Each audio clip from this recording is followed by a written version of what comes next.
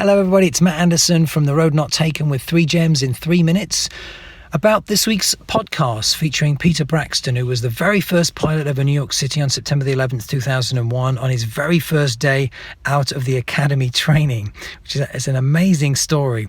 The 3 gems I got from him, the first one was that he believes that courage isn't anything like as important as confidence, and that confidence can come from excellent training. He said he was so well trained that even though, of course, no one on this planet could have, predicted what was going to happen on September the 11th. He was ready to do the work he was needed to do, and it didn't come from having this remarkable level of courage. So great training, which also then can translate for most of us as just lots of practice, can make a huge difference for our confidence.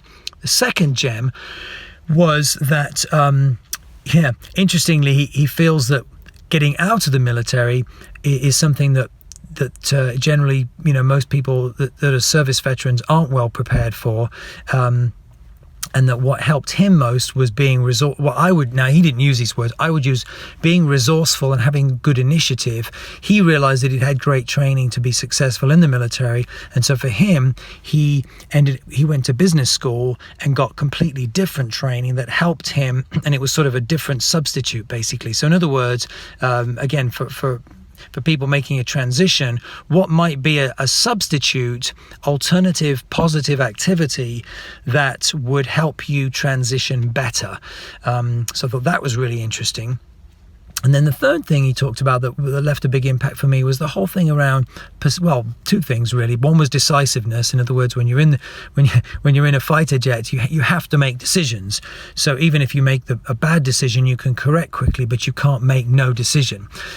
So that was fascinating, but then also tied to the topic of perspective. And maybe they don't relate, but he sort of said them in the same sentence, so forgive me. But just this whole notion that, when you've been in a combat zone and when you've been through boot camp, you become a different person in a good way because you have a different perspective on what matters.